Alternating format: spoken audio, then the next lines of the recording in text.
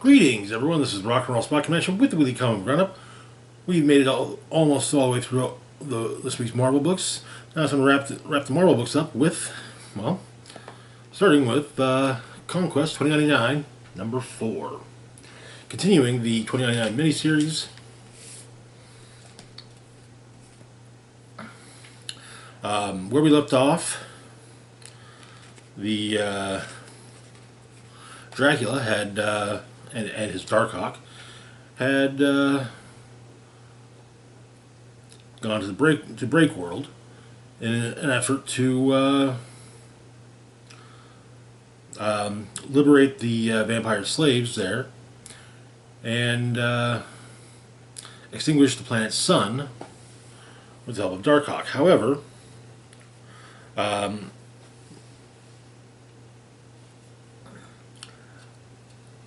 Star-Lord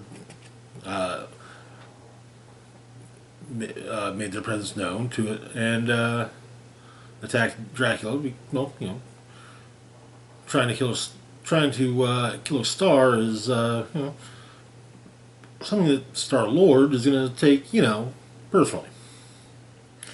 So the battle rages above Breakworld, whereas on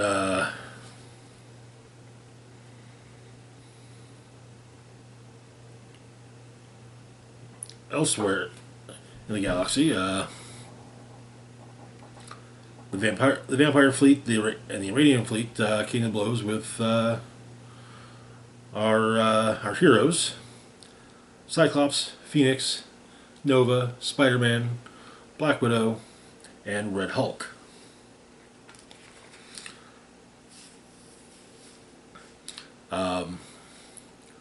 And well,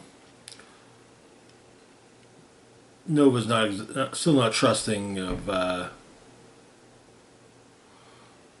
Black Widow, as she is an Iranian.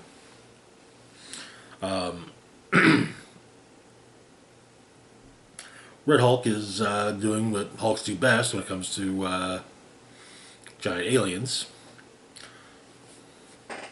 And Cyclops is trying to make sure not to there are survivors, because survivors can change. But back on Breakworld,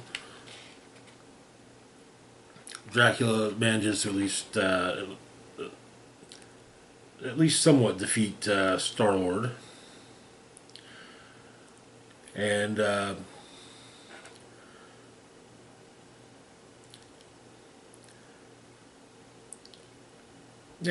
Dracula states that Star-Lord fought with nobility and is honorable, but he has one question: where was she when Vampire Homeworld burned?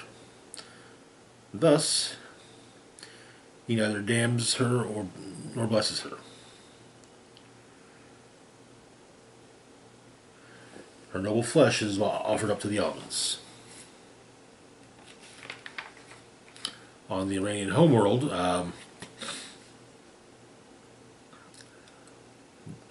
Spider's side is listening to the White Widow and her prophecies, and is made an offer by the Ghost Spider.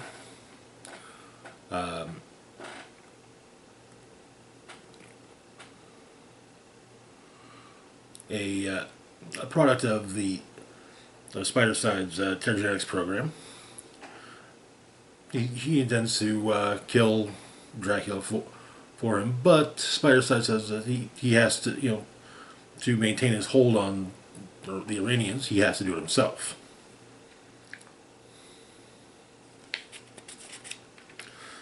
And the tide begins to turn against our heroes, but Phoenix loses an arm, and Cyclops goes for the last resort, transmutating a massive swath of Iranians and vampires. Black Widow attacks Death Form, gets the upper hand on Death Form, and they learn that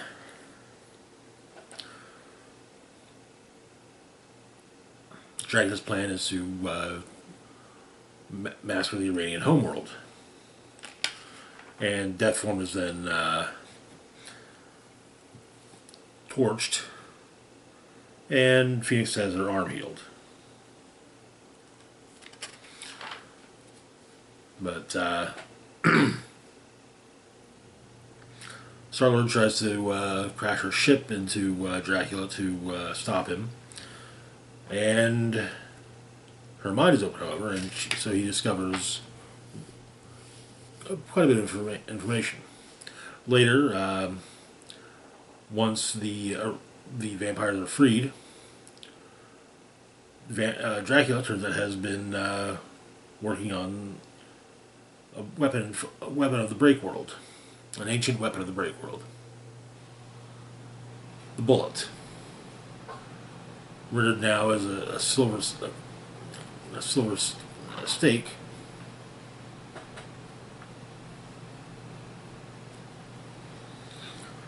Against the Iranian homeworld that they won't see coming. And so Red Hulk manages to get the heroes to the Iranian homeworld for what seems to be the final battle. Black Widow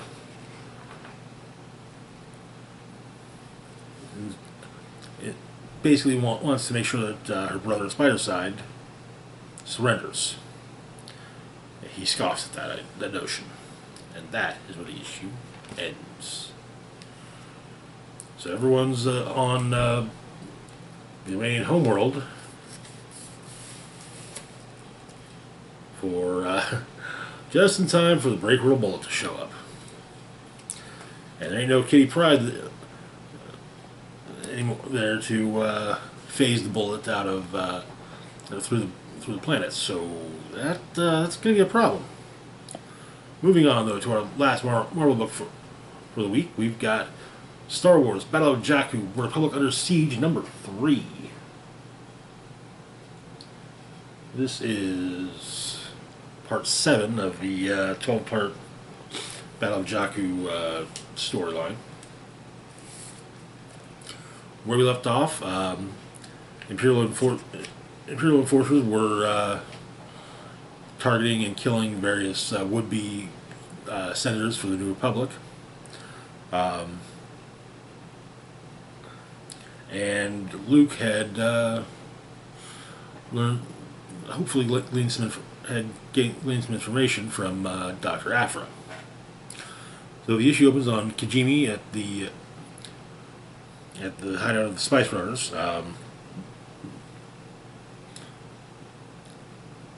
Zibulus' Spice Runners. One of her associates, Tommaso, an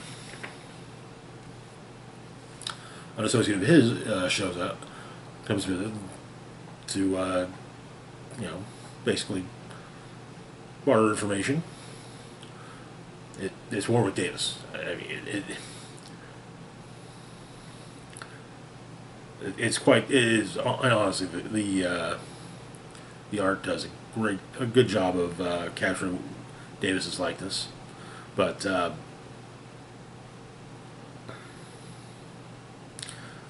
he's heard that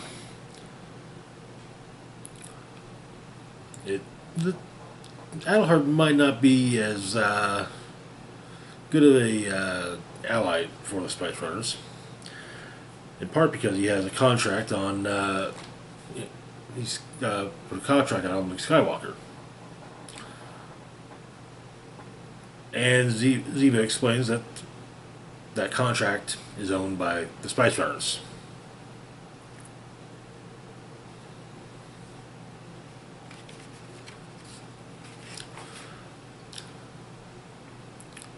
And Weasel is given some,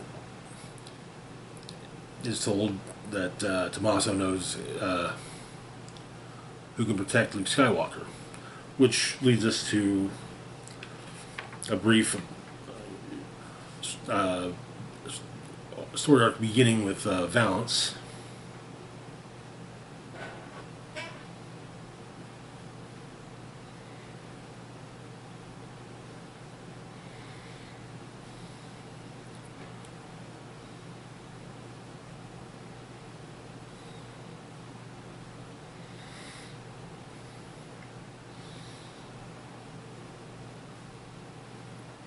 But they're interrupted by a rogue operative known as Barons, and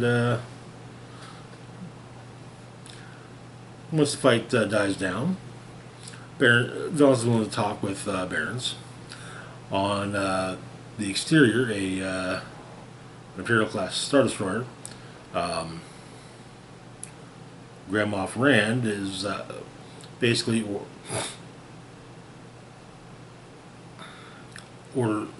orders by well, passes along the order from Councilor Rax to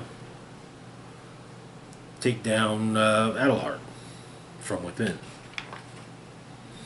Though he's warned that the one thing that's worse than striking an enemy too late is coming for them too early. On Chandrila, a Trandoshan assassin attacks Luke, Leia, and Mon Mothma.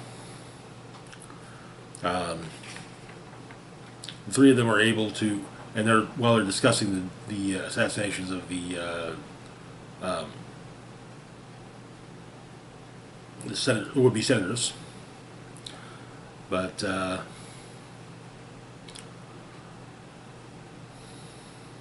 the Trandoshan jumps from leaps from the building they're in, and with a parting message: "No one is safe, not even you."